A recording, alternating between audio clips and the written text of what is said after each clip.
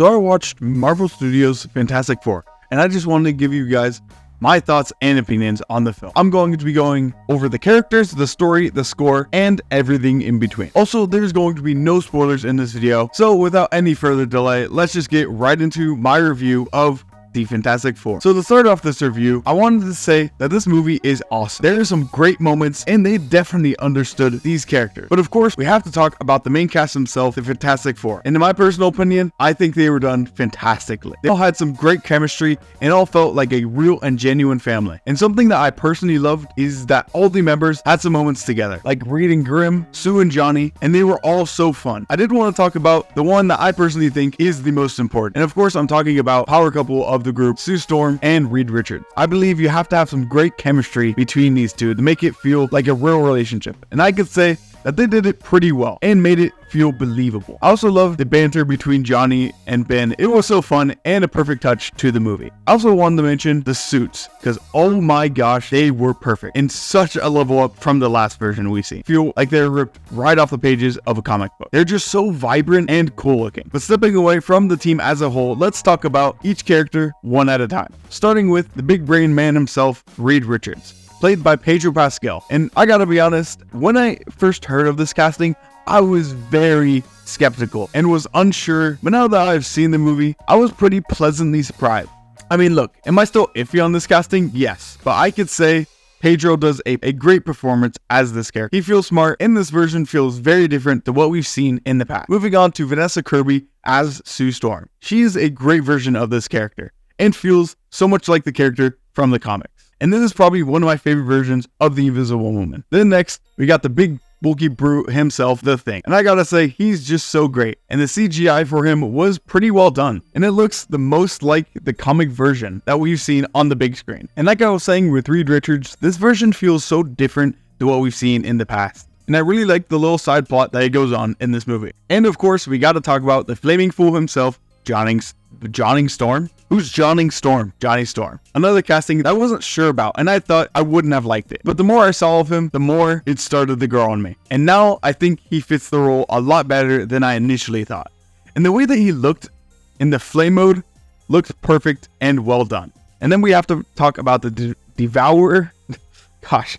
And now we have to talk about the Devourer of Worlds, Galactus. He was such an intimidating and cool villain. And this is the first time in live action we have a comic accurate version of this character. And actually, this is the first time on the big screen that we've seen Galactus fully in frame and on screen.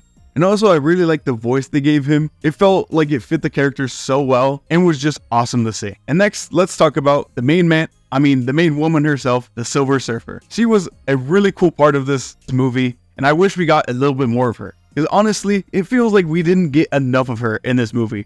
But anyways, the look of her was pretty good, and I liked all the scenes that she was in, especially the ones that were in space. And the two other characters that I almost forgot to mention are Baby Franklin and Herbie.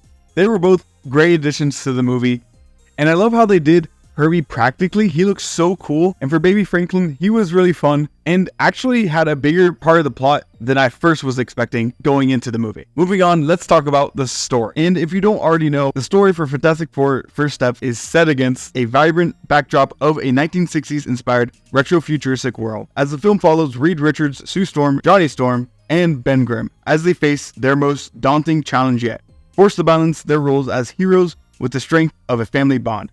They must defend Earth from a space god called Galactus and his herald, Silver Surfer. And if Galactus' plan to devour an entire planet and everyone in it wasn't bad enough, it suddenly gets a lot more personal for Marvel's first family. And I found this plot very intriguing and was pretty cool. I like how they took one of the Fantastic Four's most iconic stories and changed it around a little bit and did something new. And like I mentioned with Superman, I like how both of these superhero movies did something different and new with these stories. And they're going away from what we've seen in the past. Moving on, we have to talk about the incredible and fantastic score of this movie, because it was absolutely majestic, and whenever it hit with each scene, it elevated it immensely. And I gotta say, this is probably one of my favorite scores in the MCU.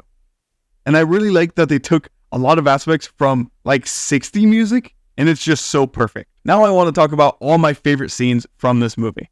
Starting with the scene that is in space. This whole scene had me on the edge of my seat, especially later on in that same part of the movie, when the Silver Surfer starts to chase the Fantastic Four. The next scene I wanted to talk about is the scene with the Thing, where he picks up the car, and this whole scene in general is just really nice and wholesome. It made this world feel very lived in, and these heroes feel like such big figures in this world. And of course, I gotta mention the opening scene. This sets up the movie on the right foot and is just such a nice touch of it being like a segment on an old TV show. And just an easy way to include what these guys and gals are all about without taking you too much out of the world. And just the whole sequence showing the Fantastic Four going against all these different type of villains like Mole Man. And the last scene I wanted to talk about is the final fight scene. And I don't want to go too deeply into the scene because I obviously will be getting into kind of spoiler territory, but it was pretty nice and it showed all of the team working together perfectly and showed off all of the group fantastically. But now let's answer the main question: did this movie do the Fantastic Four justice? I would have to say yes. They showed off all these characters very well and gets me excited to see more of them in the MCU.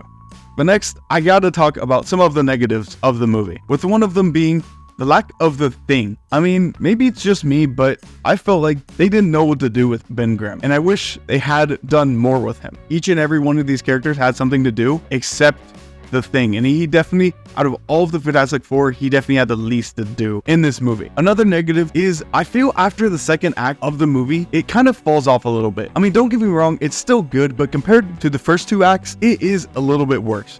And this last negative isn't really a negative, it's kind of a positive in some ways, but there is a big lack of action in this movie. And in some ways it kind of helps the movie and kind of helps build the story, but in other ways it's also kind of weird that for a huge chunk of this movie, there isn't a lot of action. But overall, I gotta say, this movie was fantastic.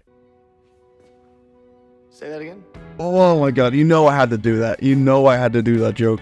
It wouldn't be the K-Fizzy channel if I didn't do that joke. I love how this movie really leaned into the more campy parts of the MCU and also really went into the 60s aesthetic and nailed it. But let me know what your thoughts were on the movie. And if you haven't already watched it, I would 100% go check it out. And if I would have to rate it, I'd give it a good 9 out of 10. But anyways, that's all I have time for. Thank you guys so much for watching. Now it's time for homework.